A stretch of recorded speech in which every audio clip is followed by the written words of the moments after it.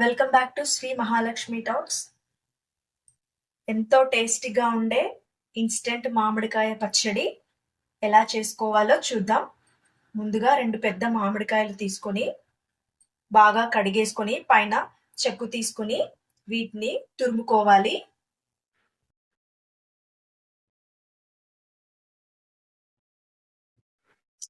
రెండు మామిడికాయలని ఇలా తురుముకోవాలండి. ఇది మొత్తం 4 కప్పులు. ఈ 4 కప్పులు దాన్ని బట్టి కారం పొడి ఎంత వేయాలో కరెక్ట్ కొలతలు అనేది తెలుస్తుందండి. ఇప్పుడు బాండీ పెట్టి జీలకర్ర, ఆవాలు, మెంతులు వేయించుకోవాలి.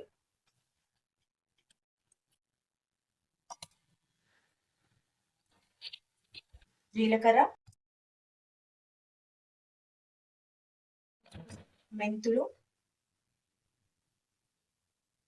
స్పూన్ ఆవాలు బాగా వేయించుకోవాలి.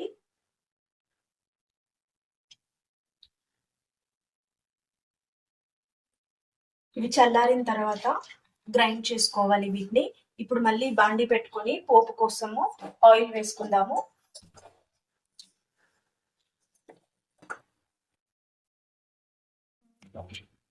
ఆయిల్ వేసుకుందాం. ఇప్పుడు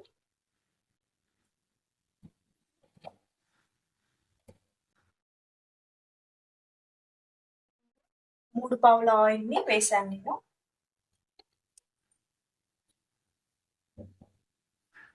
ఆయిల్ బాగా వేడెక్కిన తర్వాత 1 స్పూన్ ఆవాలు, 2 ఎండుమిరపకాయలు,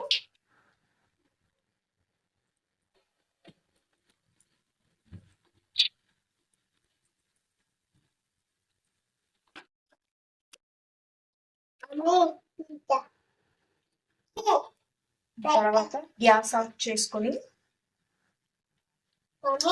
కరివేపాకు, ఒక 10 వెల్లుల్లి రెబ్బలు వేసి బాగా ఇది చల్లారేంత వరకు పక్కన పెట్టుకోవాలి. ఆ లోపు మామిడి తరుగుకి కారం, ఉప్పు, మసాలాలన్నీ పట్టించాలి.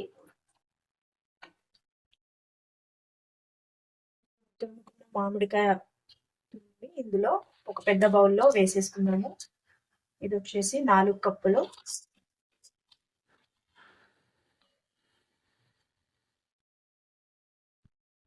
ఇందులోనే కారం పొడి, మామిడికాయలు పుల్లగా ఉంటే కారం పొడి ఎక్కువగా వేసుకోండి.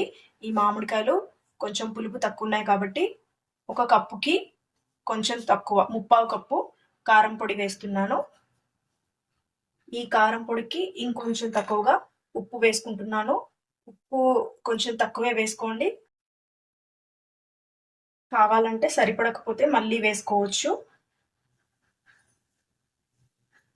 ఇది వచ్చేసి జీలకర్ర, మెంతులు, ఆవాల పౌడరు, ఇది 1 స్పూను. వీటిని ఇప్పుడు బాగా కలుపుకుందాము.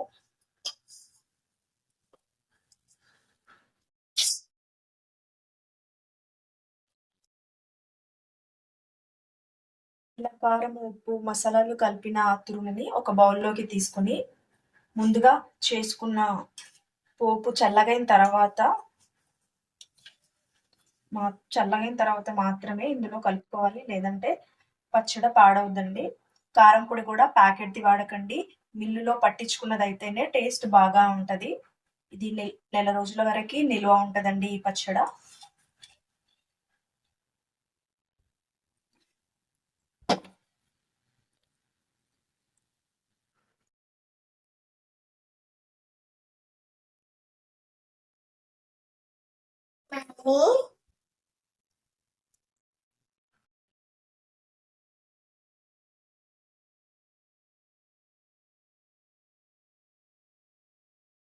ఓకే అండి, ఎంతో టేస్టీ అయిన ఇన్స్టెంట్ మామిడికాయ పచ్చడి రెడీ అయిపోయింది. దీన్ని వేడివేడి అన్నంలో కలుపుకొని తింటే చాలా రుచిగా ఉంటుంది. మీరు కూడా ఒకసారి ట్రై చేయండి. ఈ వీడియో కనుక మీకు నచ్చినట్లయితే లైక్ చేయండి, షేర్ చేయండి, కామెంట్ చేయండి, సబ్స్క్రైబ్ చేయండి. Okay, bye.